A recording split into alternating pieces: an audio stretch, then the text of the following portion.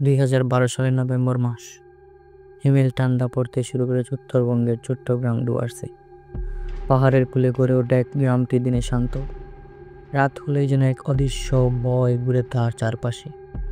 এখানে বহু পুরনো গল্প, অদ্ভুত, নিখোঁজ আর অশরীরী ঘটনার ছড়াছড়ি, কিন্তু সেগুলো কেউ আর গুরুত্ব দেয় না। লোকের বানানো কথা, এমনটাই ভাবে সবাই। কিন্তু সব কিছু বদলে গেল সেদিন, যেদিন শহর থেকে এলো এক তরুণী, অরুন্ধতী।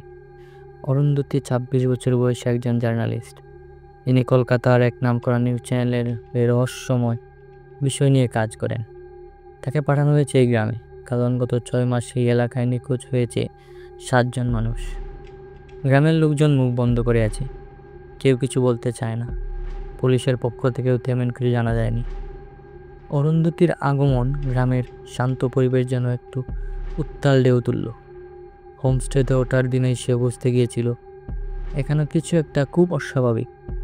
রাতে প্রথমবার সে অনুভব করলো ঘুমের ঘরে কার যেন ফিসফিসানি, দরজার পাশে ছায়া, আর দূর থেকে ভেসে আসা এক নারীর কান্না। সে ভাবলো হয়তো ক্লান্তির কারণে হ্যালুসিনেশন হচ্ছে। কিন্তু পরদিন সকালে তার বিছানার পাশে পাওয়া গেল একটা পুরনো ছবি, ধুলি দিশরিত ফ্রেম ভাঙা, আর ছবিতে যে মেয়েটি দেখা যাচ্ছিল তার মুখটা অদ্ভুত রকমভাবে মুছে গেছে।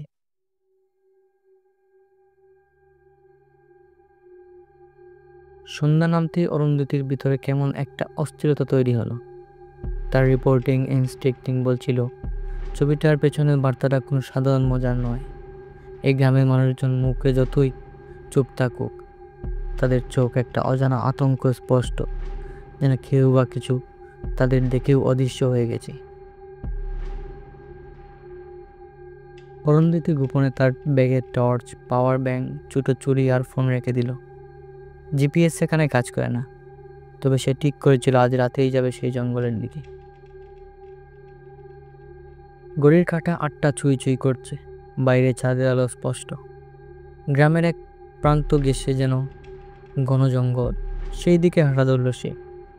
বাতাস ভারী, ঠান্ডা, আর একরকম গন্ধ ছড়াচ্ছে, পুরনো কাঠ, পচা পাতা আর যেন কিছু অজানা কাঁচা রক্তের মতো। প্রায় 8 ঘন্টা হাঁটার পর সে পৌঁছালো একটা জায়গায়, ছোট্ট একটা শূন্য মন্দির। আশেপাশে কেউ নেই, কিন্তু আশ্চর্যজনকভাবে সেখানে একটা হারিকেন জ্বলছে, যেন কেউ অপেক্ষা করছে তার জন্য। তবে সেই মুহূর্তেই চারপাশের বাতাস ভারী হয়ে উঠল, গাছগুলো কাঁপছে না, অথচ একটা হিম শীতল ছায়া যেন তার গায়ের উপর দিয়ে বয়ে যাচ্ছে। হঠাৎ পিছন থেকে কে যেন বললে, অরুন্ধতী, আসতে দেরি হয়ে গেল। সে ঘুরে তাকালো, কেউ নেই। তার পা জমে গেছে, কিন্তু সে সাহস করে এগিয়ে গেল সেই পুরনো মন্দিরের দিকে। সেখানে গিয়ে সে দেখতে পেল মাটির মধ্যে কিছু যেন পুঁতে রাখা। একটু করতে বেরিয়ে এলো একটি ধুলিমলিন ডায়েরি, আর সে ডায়েরির প্রথম পাতায় লেখা, আমার নাম চারুলতা, আমি মরিনি, আমি আটকে আছি। ঠিক তখনই টার্চের আলো নিভে গেল। চারপাশে হঠাৎ এক বিকট চিৎকার, যেন কোনো নারী, কেউ যেন তার আত্মা ছিঁড়ে নিচ্ছে। আর অরুন্ধতীর চারপাশে অন্ধকারের মধ্যে উঁকিতে শুরু করলো ছায়া। ছায়া থেকে হাত, আর সেই হাত গলে পড়া রক্ত।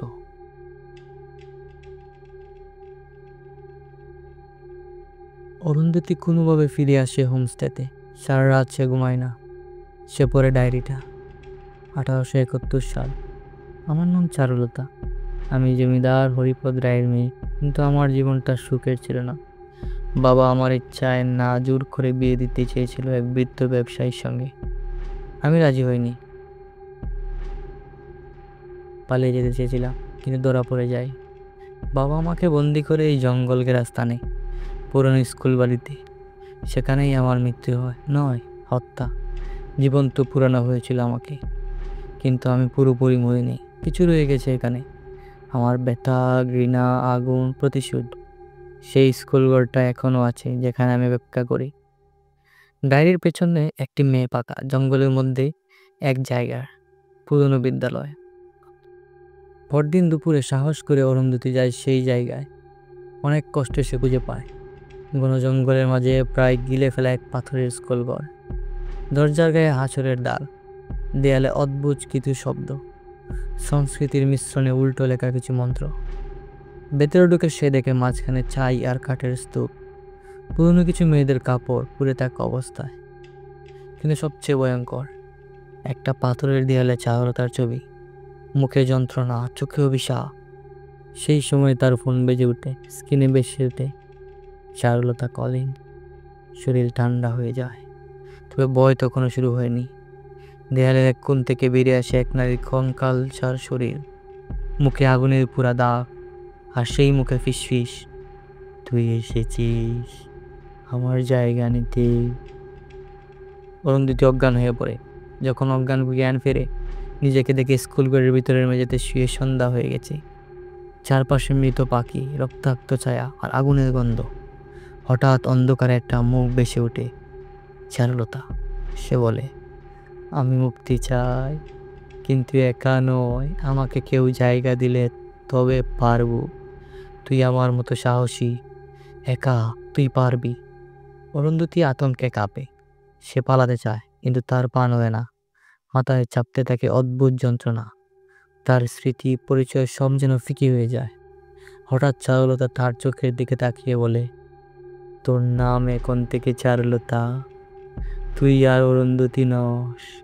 আর সেই মুহূর্তে মাটিতে গড়িয়ে পড়ে অরুন্ধতীর শরীর। পরদিন হোমস্টে মালিক খেয়াল করে অরুন্ধতীর ঘর খালি। খবর যায় পুলিশে, তল্লাশি চলে 3 দিন, কেউ কিছু পায় না। তবে জঙ্গলের ভিতরে পুরনো স্কুলের দেয়ালে নতুন করে কুদার হয়ে গেছে, চারুলতা এসেছে, এবার সে মুক্ত। আর হোমস্টের বিছানার পাশ থেকে উদ্ধার হয়ে নতুন একটি ছবি, একজন মেয়ে, অদ্ভুতভাবে অরুন্ধতীর মতো দেখতে, গায়ে পুরনো যুগের পোশাক, আর চোখে তীব্র ঘৃণা। ন- নতুন হরর লেজেন্ড শুরু হয় শিমালবাড়ি গ্রামে।